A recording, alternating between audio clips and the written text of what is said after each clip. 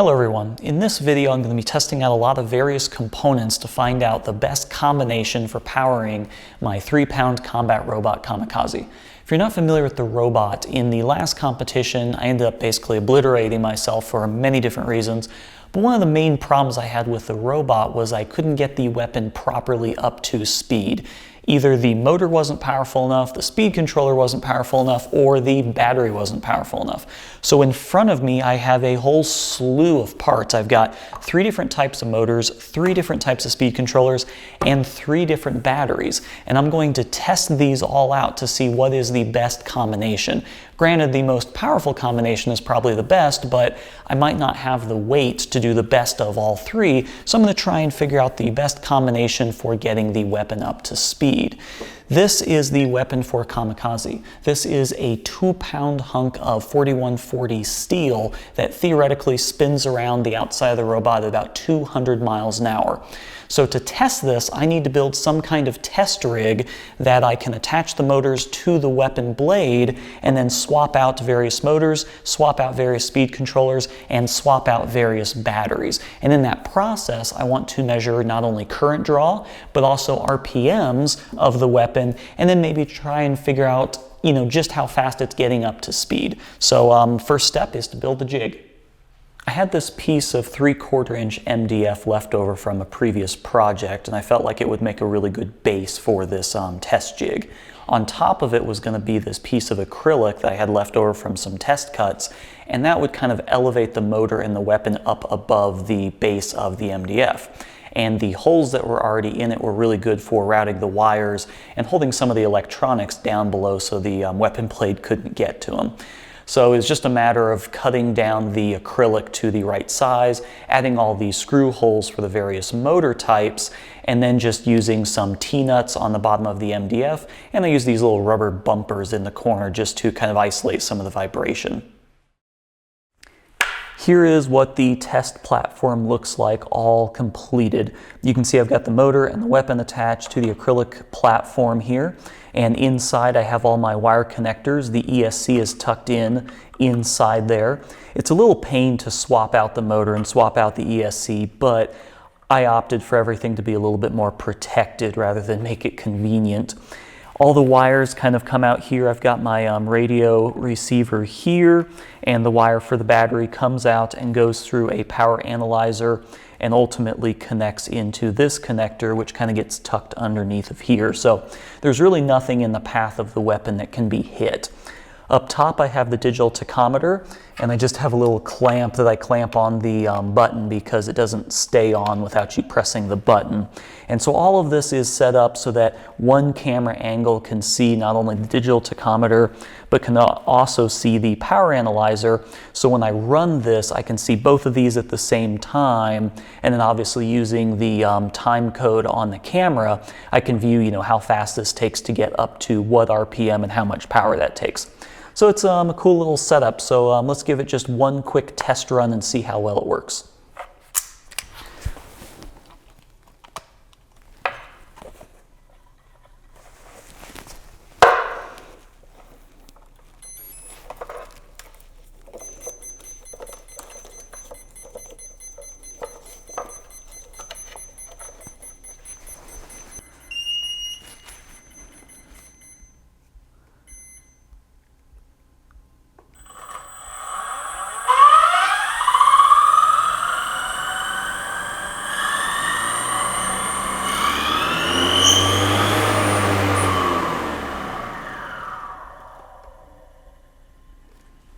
Jeez.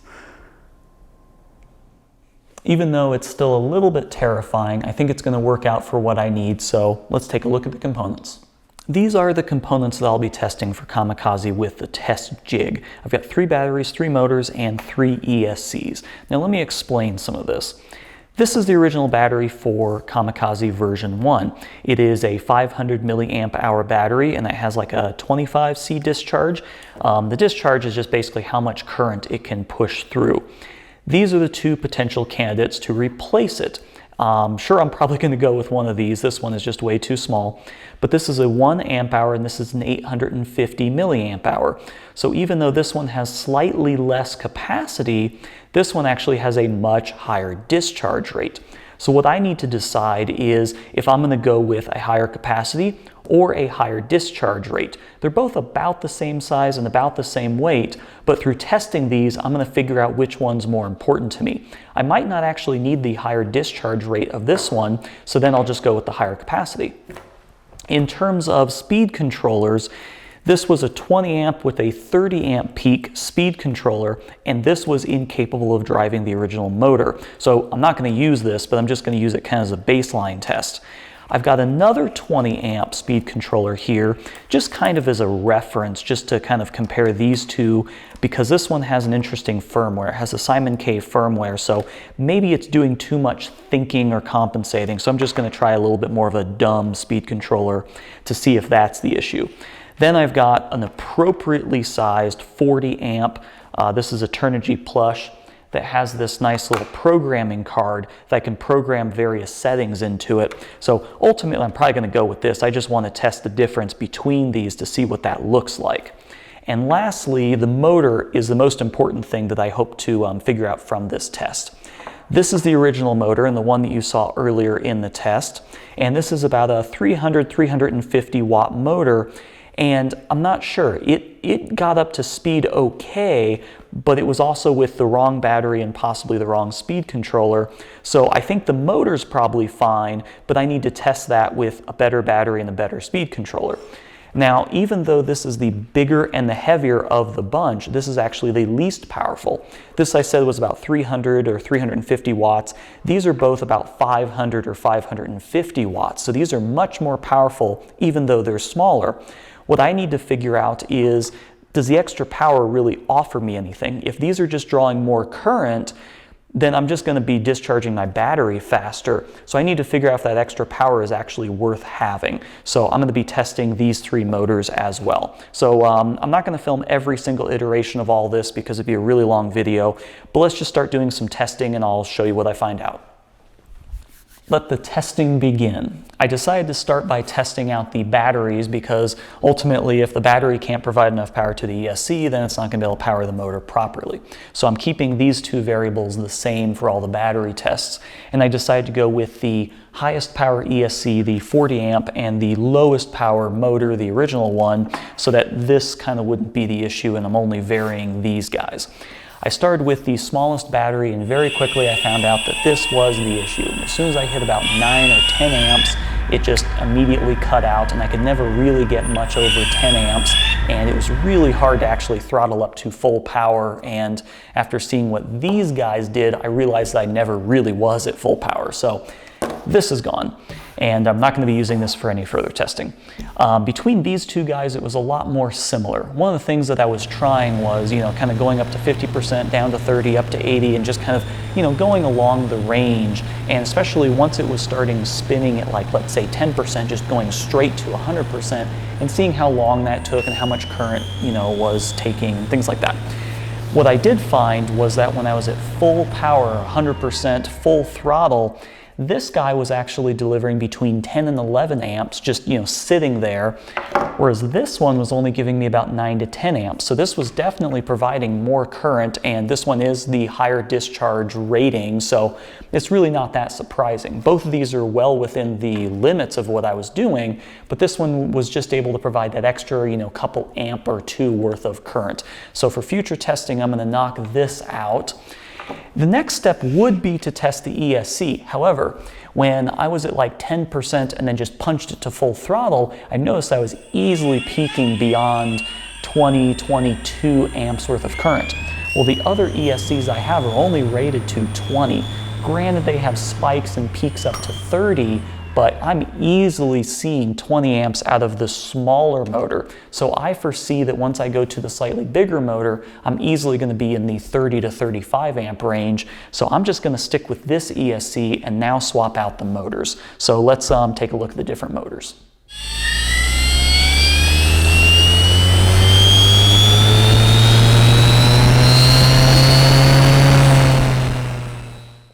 As you can tell by the smile on my face, I just got done testing these 3 weapon motors. And all I've got to say is that this motor will no longer be on the robot. It's going to be down to these 2.